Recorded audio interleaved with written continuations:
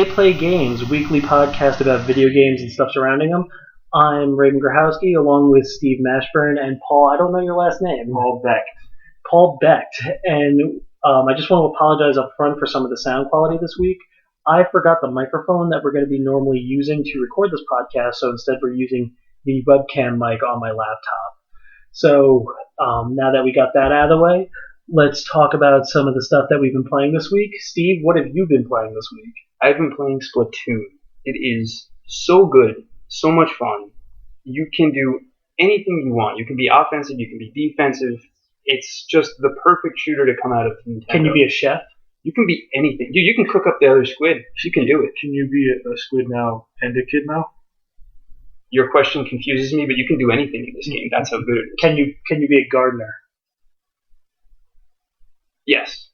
Okay. You say you can do anything, so instead I'm just listing professions in the cooking mom series. All right, well, for people who haven't seen Splatoon, you basically just cover the map with ink, and then you can use it to move around, you can absorb it, and you can shoot people, and it's good. Basically, you get score by shooting the map, covering it up, and having the most at the end of 3 minutes. So it can be played very tactically. You can take people out instead of focusing on map coverage. It's got so many different ways to play it. It's still kid-friendly because they're just shooting ink. They're not shooting guns, Now, and you said you get points and you can win. You win actually based on the map coverage, right? Yeah. So it's kind of like, remember the old Tony Hawk games, that mode where you trick on each thing and it turns a certain color of yours? Interesting. I never played Tony Hawk. That's a shame. You should fix that. But it's like that though. Like say you have 75% of the map covered in your color. That's how you win. It's not off like kill-death ratios. Well, there's a ranked game type too that has like a King of the Hill vibe where there's 2 different hills and you have to hold that as well. And if someone goes in, they'll break it. But that's ranked. Ranked, you can only do at level 10, and things get way crazier. So there's a persistence to it, like Call of Duty? Yeah, you can level up to level 20, get different guns as you go. You get perks and stuff? Yeah. Yeah, there's perks for each piece of equipment you get. The game has blown me away because it's basically taken Call of Duty, made it kid-friendly, and I'm hooked. I don't think I can stop playing. I'm actually upset we're recording because I'd rather play. Now, do you think non-shooter fans get something out of it because it's not so killing-based? My brother hates shooters. The only shooters he likes is Team Fortress 2 and things like that. Which I can actually I can empathize with because I love Team Fortress 2, but I am not a shooter person. Exactly. He likes to play the medic and stuff like that, where you can... I'm right there with him. Exactly. He's a support class guy.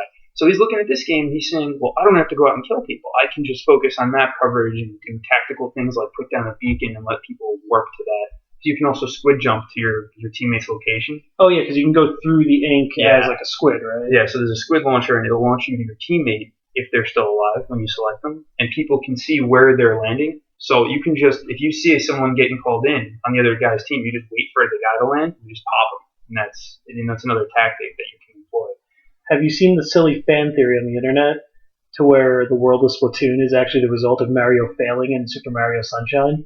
I haven't seen that, but if you play through the single-player mode, which I beat in 3.5 hours last night, some of the scrolls you get, they have little scrolls which are the collectibles of the game.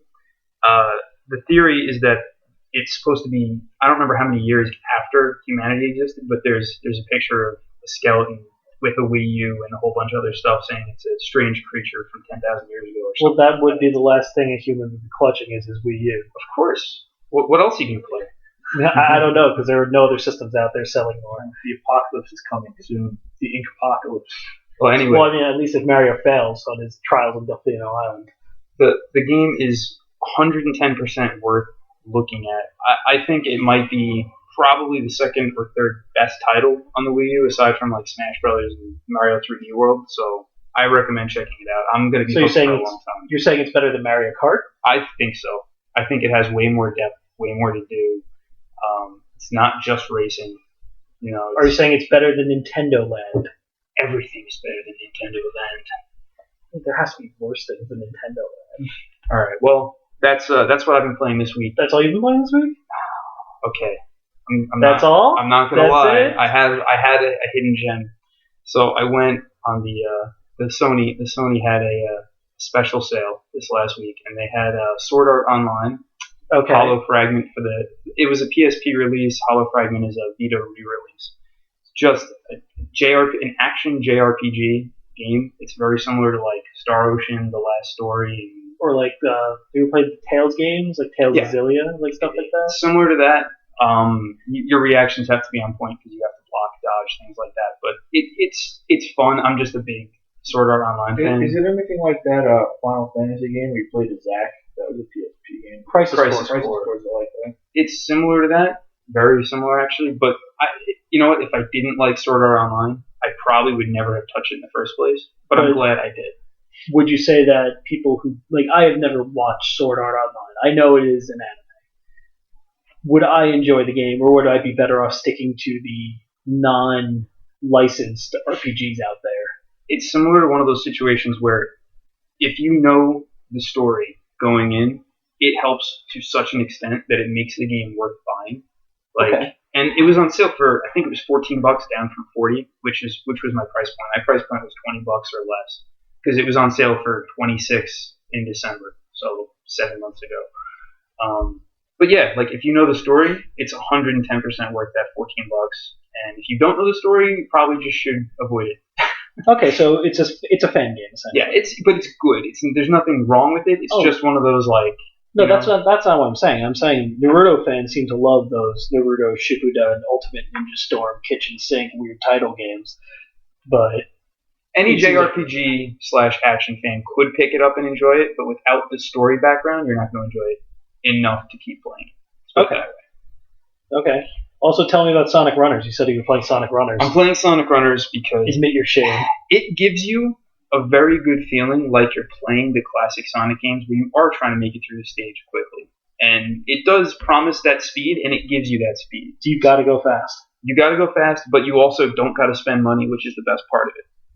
Okay, well, yeah, for a phone game, that's always nice. Yeah, it's good. Alright, so let's talk about what I've been playing. I've not been playing Sonic Runners, and that is some sort of police car ambulance outside, if you heard that. I guess they're going to be breaking in any second now. But otherwise, let's talk about the games I've been playing. First of all, I didn't get to talk about this last week, but the game that's been taking up most of my time, about close to 75 hours now, is Xenoblade Chronicles 3D for the new 3DS. I bought a new 3DS for this game because it is the only game that requires the new 3DS. Because definitely, like, graphics-wise, the old 3DS would not be able to handle it. It looks like a genuine PS1 RPG on a handheld.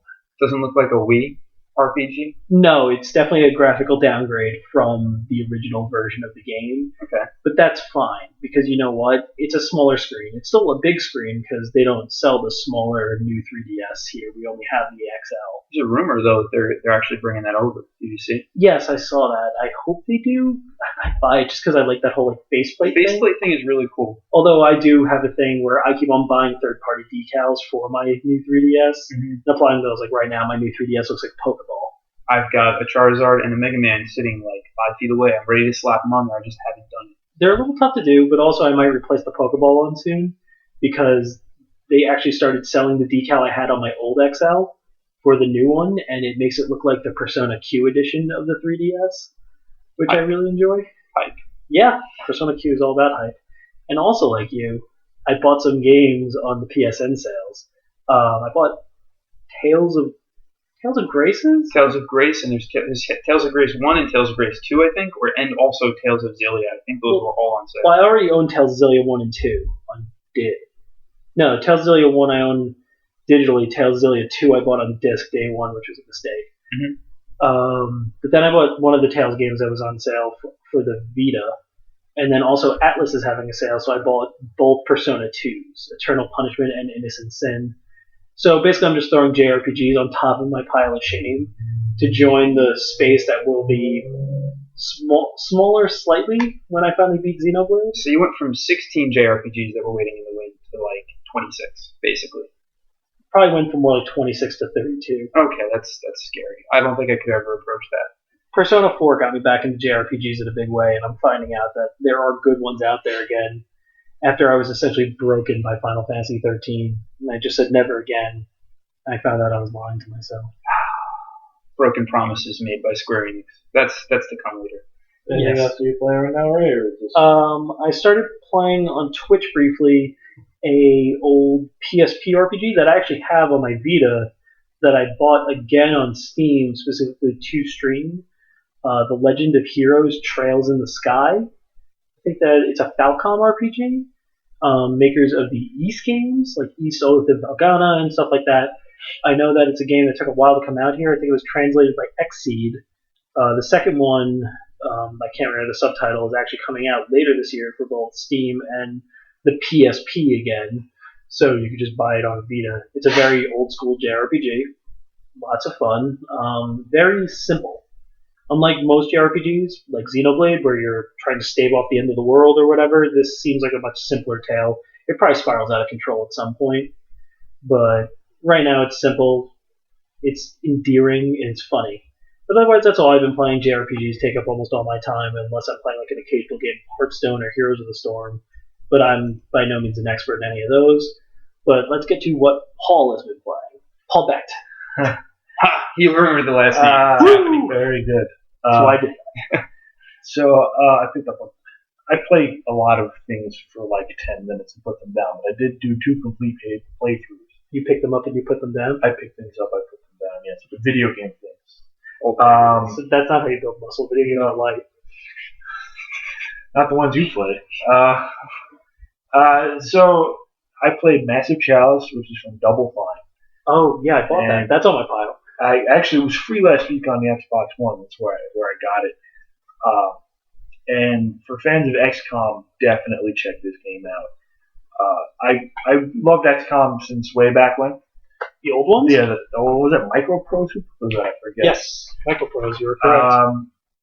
But XCOM, the more recent one, the Firaxis one. The Firaxis one came out, which was game, fantastic, and it had great combat mechanics, like the cover and everything. This is very similar. This is not science fiction; it's fantasy, and so the combat is a little different. I think it's a little more simplified, but it has stuff like spells and special abilities, which is pretty cool. But I think where the big difference is how it handles base management and upgrading and leveling up. Both games feature a permadeath mechanic, but generally in games that have permadeath, be it XCOM or Fire Emblem, I find myself immediately restarting if I lost a character because I just can't handle loss, I guess. I don't think anybody wants to lose a character in something like Fire Emblem. But it is a very elegant solution because in Massive Chalice, the game itself takes place over 300 in-game years. So you're losing characters anyway. You're going to lose characters to old age. So the significance of losing a character in combat is that person can't pass on their experience to the next generation. But also, and a big improvement in my opinion, is the fact that you choose basically who can be lords and sire children for your next generation of heroes, and like what skills and what classes get passed down the most. So you're playing medieval eugenics. Kind of. You're a monster. But why this is superior, in my opinion, to what Firaxis did with the XCOM series is, in XCOM you built a base, an underground base, and you managed resources, and you had to build and research technology. And you had different countries that were investors in the XCOM. Yes. So in order to keep them happy, they would come to you randomly with arbitrary requests that you had no way to prepare for in advance. And then you had like an in-game month deadline to fulfill, like Zimbabwe needs 30 pulse rifles, and like I don't even have that researched, and it takes half a month just to research. So then you would kind of SOL and like X amount of strikes, and you'd lose that funding. Yeah. Which is kind of a big problem. And I had a couple of friends of mine who couldn't get through the game because they kept hitting that brick wall and having to start over. Whereas it's much simpler in Massive Chalice. You don't ever have to do that. They never break away from you? What happens is you have territories that you can build on, and the enemy will always attack at least 2 territories at once, and you have to choose which territory to defend. And they each have 3 strikes on them, but you are far more active in making the decision to what I'm defending, what am I losing. I'm not just randomly losing something because I couldn't predict what I needed to research. So that's a big improvement. The playthrough of the game only took me a few hours. Yeah, it's short, I heard. Yeah, but it's meant to be replayed because you can do it you do it differently every time, and there's different random outcomes like that. There's a lot more nuance and intricacies to the game that I'm not bringing up, but it is actually extremely user friendly, and I think it was a welcome take on that genre. Or when you bring up the combat, you say it's more like sword and sorcery based. The ever smiling lead designer of the game, Brad Muir, said that one of his influences when he first pitched the game was Final Fantasy Tactics. It shows through. I was actually almost going to say, and I think specifically is in Tactics. Obviously, there's a lot of different jobs, but in Tactics you have like big AOE spells, and it was enemy placement on a grid, which is similar. You don't have like XCOM is more about am I behind cover? What's my field of view? In this game, it's more grid based, but it still feels very fluid and organic in nature. So it's good. It's very fun, very engaging. I want to add that I knew nothing about this game, but I got it for free from Xbox One as well this month. And your description, I'm interested in this. I'm going to go play it when you guys go. I do recommend it. You'll have a good time, and it's not a massive investment of your time. Like you can sit there and you know that your playthrough, a successful playthrough, would be 3 hours or something, maybe a little bit more, but it also breaks it up nicely so you can put it down and come back. Yeah, I actually bought it myself on Steam. I don't have an Xbox One, but it was on sale during the Steam summer sale for half off at one point. It was that like block from 1 in the morning to 1 in the afternoon, so I think I bought it at like 3:30 in the morning. Because I'd actually bought it previously when it first came out, but then I wanted to test the Steam refund, so I refunded it. And then it went on sale like 3 days later. So. Okay, good deal. That's the other game I'm playing I bought on Steam. It's a game called Freedom Planet. If you're not familiar with it. Not at all. Enlighten me. It's basically the Sonic game we wanted for Sega Saturn. I heard of this, yes. This is, and Steve was just talking about that Endless Runner for Sonic. Good old feeling. This is fantastic. I've completed one playthrough of it. The challenge is fair. It's not an easy game, but it does play extremely well. And you get that sense of speed and motion that is very much Sonic the Hedgehog. You get the loop-the-loops. You get like dash attacks and stuff like that. It's animated beautifully. I like the way the game handles the boss battles and stuff. Yeah. Is that similar to Sonic also? Yes. As well as there's 3 playable characters. Oh. And a really cool addition, and I appreciate this when it's added, is you can play through the game story mode and get all the cutscenes and everything. There's a lot of fully voiced cutscenes. It's all sprite animation. Or you can play like arcade mode, I think they call it, where it's just the levels one after another without stopping to see the cutscenes. And the first playthrough I played, I did with the cutscenes on, so I got the story, and it was interesting enough.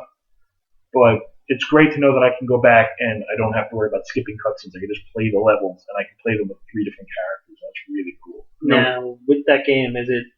I hear people saying it's like Sonic. Is it like how Axiom verges to Metroid, where it is really like it? Like, is there a normally land-bound animal, perhaps with 2 tails, that can help you fly in this? Is it that close? It's extremely similar. They're anthropomorphic heroines that are the main characters. Anthropomorphic villains as well. Is the villain a rotund scientist? No. He's like a dinosaur lizard from outer space. Even better. So the best protagonist ever? It's antagonist. It's Fin Fang Foom from Marvel Comics. Kinda. Space Dragon. Yeah, it's. I don't want to talk too much about the minutia of it, but I will say that it plays exactly like Sonic the Hedgehog in a very good way. It's very much momentum based, and the 3 playable characters are all very different. Like your main character has that speed up attack. Like instead of holding down and mashing the spin dash button, you get one button that automatically does it for you, and you can do it in the air in any direction. It's really cool. The other character, which is kind of your Tails character, she rides a motorcycle, and her special abilities revolve around motorcycles. And when she's off the motorcycle, she's kind of normal. When she's on the motorcycle, she can do all this speed-based, momentum-based stuff. And then your third character has like a magical shield, and she can create objects. And she progresses a bit more like it's a puzzle platformer. I was gonna say she actually sounds like the wizard from Trine for some reason. Yeah, a little bit like Trine, a little bit like Klonoa, but does she just make boxes everywhere as far as the eye can see? Kind of, and like her attacks are based on it. And each character is a different resource management mechanic.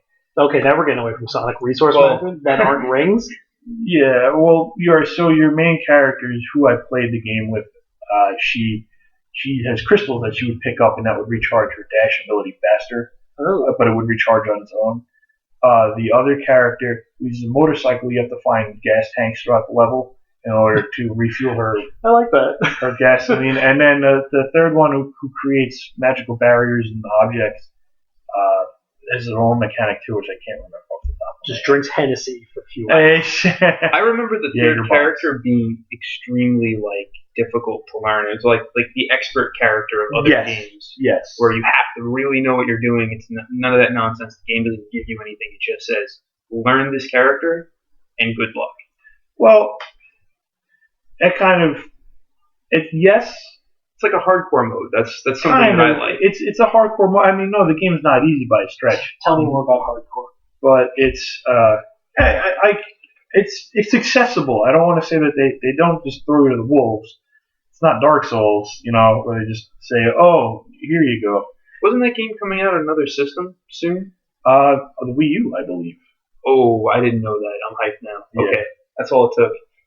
Yeah, I do believe I saw it on the Nintendo eShop somewhere. I could be wrong. Cool. I really hope you're right. What did you think it was coming out on that you brought that up? I just saw somewhere. I saw an article. I can't remember where. It said it was coming out on something other than Steam. So I was excited about it, and I just couldn't remember why I was excited. Oh, I thought that was more of a leading question. No, I don't lead. Tell me about hardcore. Okay, so like Contra hardcore. Whatever you want. Sega Genesis / Mega Drive. Again, we're talking about leading questions here. Tell me about hardcore. All right, so to keep with the momentum, let's move on to the next topic. A hardcore topic. Batman Arkham. What was the news with the? The PC version is a dumpster fire. Yeah. So much so that it was taken off Steam. Like people bought it on Steam. 2/3 of the user reviews were actually negative. And Warner Brothers said, we have to get rid of this. Because also, the console versions run perfectly, as it turns out. Like, for once, this might be one of the first new generation games that doesn't have significant problems on the consoles. Like, they were made for these new consoles. They take advantage of all the power available to it, and then run fine. Whereas the PC version was not even handled by Rocksteady, does not have options in it that most PC games would have. You couldn't change the frame rate. You could go into the INI files and change the frame rate manually, but then WB advised not to do that because that could do stuff to the game. I heard that the biggest issue with it was that they knew from internal testing that the game couldn't possibly run any better than what we've been presented with on the PC. Yes, according to Patrick Klepek from Kotaku, who wrote a huge article earlier this week, a great article, getting some sources, anonymous sources, QA testers from WB, who said WB knew for a while that this game was a pile of crap. It was missing graphical elements from the console version. It didn't have any rain, I think. The Batmobile sections apparently broke the game beyond repair. 10 to 12 frames if you're lucky. And that's on moderate settings. It's not even on high settings. Yeah, and that's a shame too because the game is beautiful, but WB had a chance to stop it. But the problem is, it seemed like they were intent on getting that game day in, day out with the console versions. And that became a huge problem, especially in the face of Steam refunds. Because not only now, it used to be for the longest time, if you bought a game on PC, it worked, it didn't work, whatever, screw you, you're stuck with it. But now, consumers have been slightly empowered by Steam. They could say, no, you know what? Fuck your game, it's broken. I don't want it. Do you guys think that Warner Brothers, Rocksteady, have actually damaged themselves with this move of pushing it out, or do you think that it's good that they tried to keep some semblance of equality between the consoles and the PC, or do you think they've damaged themselves permanently, I guess is really what I'm getting at? I don't think Rocksteady has damaged themselves. This is the last Arkham game. So this was their last crack at it. They said this is the end of our trilogy, completely ignoring the WB Montreal Arkham Origins. So I don't think they damaged themselves. WB, I think between Mortal Kombat X being a complete mess on PC, it didn't even work for like a week. And then on top of this now, coming out within a good 2.5, 3 months of each other, I think they did great damage to themselves. I mean, that's also ignoring the fact that they've had successes on PC. Like Shadows of Mordor on PC was a great success. It had no problems. But also Monolith used to be a PC developer. So the problem with Mortal Kombat X and Arkham Knight, I believe, is the fact that they let a third-party studio handle it, and they had unnaturally short time constraints for getting the PC ports out that ended up screwing them more than it helped them. Well, that would be more on the publisher side of it, that decision making, no? Exactly, yeah. No, WB was the last line of saying, we can't ship this, but they shipped it anyway. It sounds like definitely damaged. All right. But what I just want to ask is, do you think, in the event, say Steam refunds never existed, do you think they would have taken it off Steam or left it on? That's a good question, because, I mean, my initial reaction was they took it off of Steam because of that refund being a thing. Because if they must imagine it's, it's tough, because why would they put it there at all in the first place? Well, they're garnering negative reviews no matter what. The game is not going to be seen in a positive light no matter what happens at this point. So it doesn't matter if they took it off Steam, left it on Steam. It's going to get these terrible reviews. People are going to be able to return it. So, but they left Mortal Kombat X up. That was when there was no Steam refunds. They left that up to die on the vine, essentially. And it got fixed, but it was a hot mess for a good long time. It seems to be a common event, though. It's a common thing that PC ports are pretty rough. I mean, Ubisoft is bad with those too. If you look at the Assassin's Creed games on Ubisoft has a bad track record with a lot of things recently. Their console games have been gludgy. Gludgy? Not very gludgy. Gludgy is a good word to describe Unity. I didn't glitchy. That game. Well, no, it's not that necessarily a bad game, but I waited till it was fixed. Was inundated and had a lot of. They tried to. Whenever they mandate online components, it gets weird. And it wasn't like the same thing that happened with the Sim games. They mandate these online components that aren't necessarily part of the core experience, but it kind of puts a wall up because, all right, well, we mandate that these should be in here. So they don't work right, and it kind of screws the single-player experience up. That's an issue that Ubisoft has had a lot recently. And with their infamous DRM, their infamous Uplay being something very much hated for the PC community to begin with. I think that PC is still considered kind of a secondary market because it doesn't have the same share that consoles do, so it gets less attention. Weird thing is, it actually almost has a bigger share because Steam has something like 300 million users, but the weird thing is probably not everyone has a high enough end PC to play the AAA games as they come out on PC. Like, that's almost why consoles still exist. Yeah.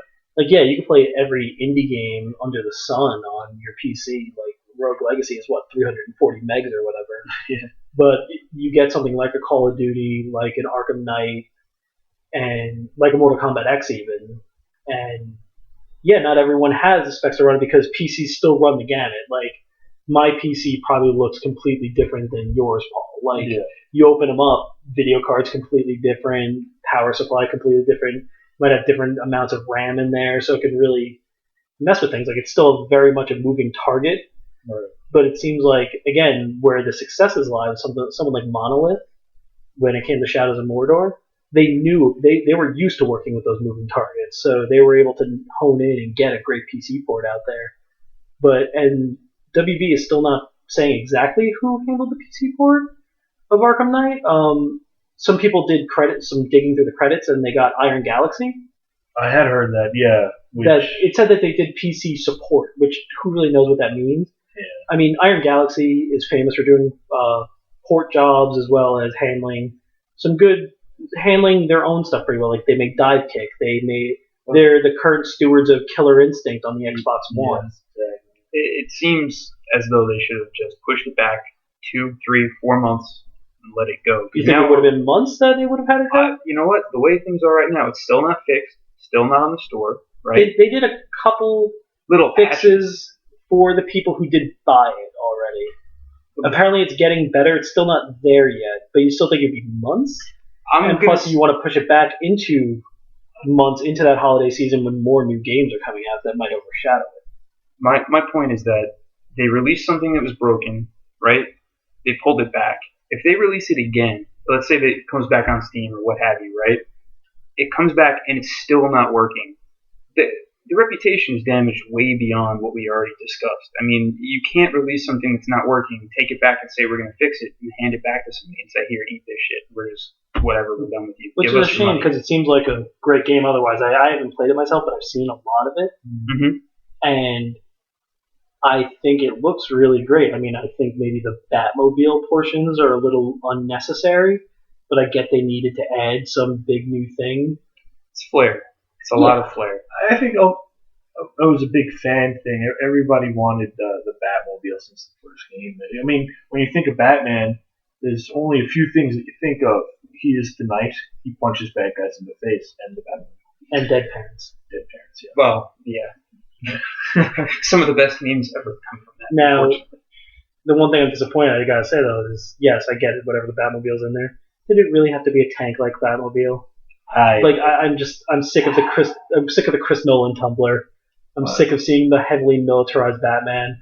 I miss the Cadillac of the Adam West era. He's just trying to get from point A to point B, and he might have a rocket engine on the back. In defense of that, I think it's definitely a mechanical, like a game mechanical. Oh yeah, and it's also realistic. I mean, you're not going to drive a Cadillac. Well, around, Batman. I don't want to give Nolan credit for the Batmobile being a tank. Let's give Frank Miller the credit. Yes, that ridiculous from the Dark Knight Returns thing. Rubber bullets, I swear. Yeah, right. Yeah, well, it's kind of similar because now it's like electro bullets. It's like he's not killing anybody, he's just making it impossible for them to walk.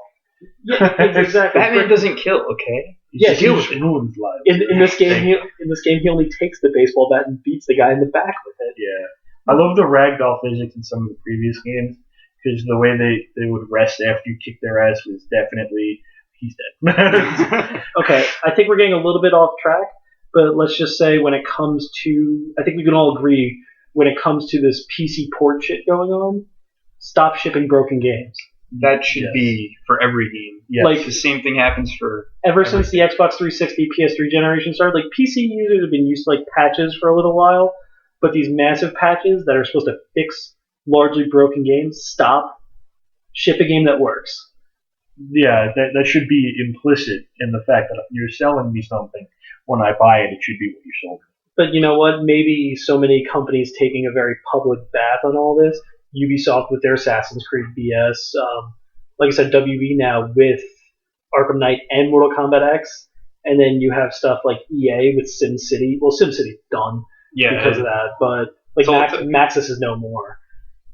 Maybe now these developers are finally going to learn that you can't do this.